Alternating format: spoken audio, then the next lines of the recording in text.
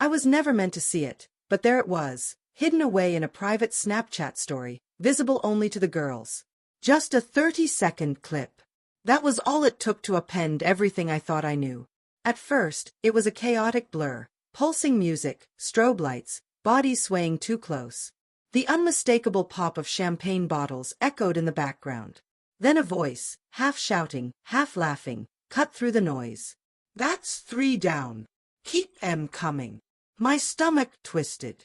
An icy hollowness began to spread through my chest. I played the clip again. And again. With every replay, those words dug deeper, slicing into me with a sharpness no kind of betrayal had ever carried before. In my hand, I felt the familiar shape of the velvet box I'd been carrying around for weeks. Inside it sat the engagement ring I'd planned to give her in just 6 days. Now, it felt heavier than ever. Ice cold in my palm. Her name was Leah. We'd spent 4 years together. Through every hardship, we stood side by side. I supported her through her mother's battle with cancer. She held me when I was blindsided by a mass layoff. I thought our connection was unbreakable. But that weekend in Miami, the one she insisted was just a harmless girls' trip before our wedding, shattered everything. I trusted her. Completely. Naively. I didn't yell. I didn't confront her. I didn't even let on that I knew. Instead, I went quiet. Methodical. I saved the video. Extracted the audio. Captured every screenshot of her group chat with her friends, where she boasted about the men she'd hooked up with that night. This wasn't about a dramatic explosion. I was planning something that would leave a deeper mark. When Leah came back, she was glowing. Skin tan from the sun, still smelling faintly of champagne and salt air. She breezed through the door, heels in hand, laughing breathlessly. "It was insane," she said, throwing her arms around me. "But I'm so ready to be your wife now." I smiled, calm, unreadable. "I'm glad you had a good time," I said, kissing her on the forehead. She didn't catch the frost in my voice. Not a hint of suspicion crossed her mind. That night, as she curled up in bed texting her bridesmaids, probably reliving every wild moment, I didn't close my eyes once. Instead, I quietly packed. Just the essentials: passport, laptop, the burner phone I had purchased days earlier, just in case. At exactly 3:17 a.m., I placed the ring on the kitchen counter next to a short note. "Don't call. You'll understand soon." By the time the sun came up, I was on a plane to Vancouver.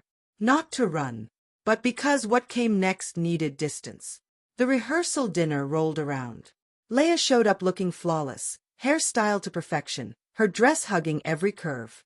But the groom was nowhere in sight. No messages. No calls. Radio silence. Her confusion turned to panic. My parents wouldn't even speak to her. The groomsmen avoided her gaze like she was a stranger. By 5 p.m., the venue was in full meltdown. "What the hell is going on?" her father snapped. "Did something happen in Miami?" her mother whispered nervously, glancing around the room. Midnight came. Leah stood alone, still in her wedding dress, mascara running, fingers trembling. There was no ceremony. No vows. No groom. Just the crushing weight of what she'd done. Of course, she tried to rewrite the story. She told anyone who'd listen that I got cold feet. Claimed I was unstable. Said I vanished and left her heartbroken. But the truth doesn't stay buried. By Friday morning, I sent a carefully written email to a select few, her parents, some of her coworkers, and a handful of mutual friends. The subject line was simple. "You deserve to know who Leah really is." Inside were the receipts. The video from her bachelorette party. The audio of her laughing about the men. Screenshots of her group chat where she bragged about using me as a stepping stone, planning to marry me, take what she could, and move on to someone better later. By Sunday, everything came crashing down. Her law firm placed her on immediate review. The facade crumbled. She had crossed every line during that firm-sponsored trip to Miami, hooking up not just with strangers, but with clients and even colleagues. Word spread fast. 3 of her bridesmaids made public statements to distance themselves from her. One of them, Marissa, even messaged me directly. "We thought you two had an agreement." She said it was open. I didn't respond. They weren't remorseful, they were trying to cover their own backs. Fear, not guilt, drove their silence. Within 72 hours, Leia's carefully curated world crumbled. She lost her job. Her social circle abandoned her. Even her own family turned away. Her father, in an unexpected gesture, sent me a handwritten letter. "Thank you for sparing us a future built on deception." One of the men she'd been with that weekend let his friends circulate the video even further. It eventually made its way to her extended family. Her image, so carefully crafted, was in shreds within a week. 3 weeks passed before she reached out. First through text, then email. She even sent money through Venmo with a note attached. "Just tell me what you want." But it was never about money. What I needed was something else: clarity. I quietly updated the wedding website. Where once there was an RSVP form, visitors now found a letter. A simple message. No dramatics, just the truth. I loved Leia. I stood by her through the darkest times. I believed in her when others didn't. I was ready to build a life together. But I refused to marry someone who saw me as a stepping stone, who bragged about sleeping with random men during her own bachelorette party. "He's safe. I'll marry him, take what I can, and upgrade later." Those were her words, not mine. The fallout was immediate.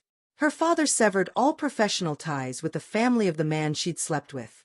Her law firm officially terminated her for breaching their code of conduct.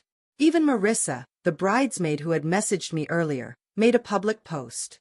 "Loyalty matters. Actions have consequences. I support the truth." Leia was completely isolated. The last message she ever sent me arrived on a quiet Tuesday night. "You win. I'm humiliated. I can't step outside without being stared at. My job's gone. My friends have vanished. Even my own parents won't speak to me. I hope you're satisfied." But this wasn't about satisfaction. It was never about getting even. It was about revealing the truth. 3 months later, I found myself sitting at a sunny outdoor cafe in Lisbon. No noise. No pain. Just the soothing rhythm of ocean waves and the peace of beginning again. Through mutual contacts, I heard Leia had moved in with a distant cousin and attempted to launch a blog focused on emotional recovery. It didn't gain traction. Her name had become radioactive. Weeks after that, she sent one final message. "I'm not asking for reconciliation. I just wanted you to know, I think about it every single day. I destroyed the only person who truly believed in me." I didn't write back. Not out of bitterness, but because real healing doesn't involve reopening old wounds. In walking away, I gained something she couldn't take: perspective. And a reminder that my worth was never up for negotiation. Since then, I've reconnected with old friends. I've started consulting again, just part-time, while traveling across continents. I've even begun mentoring young entrepreneurs abroad. One night, during dinner in Dubrovnik, a longtime friend looked at me and said, "You seem different, lighter, stronger." I smiled. "It cost everything," I said. "But it was worth it." If there's one truth you take from this story, let it be this. This isn't just a tale of revenge. It's a reclamation. When someone reduces you to a stepping stone, you don't scream to prove your value. You step out of their path. Let them stumble over their own deception. And you keep walking, because you were never the fool. They simply mistook your kindness for weakness. And when the truth finally arrives, it doesn't shout. It lands. And it hits like a hammer. So if you've ever been betrayed, humiliated, or made to feel small for loving deeply, remember, revenge doesn't always come with noise. Sometimes, the silence speaks louder.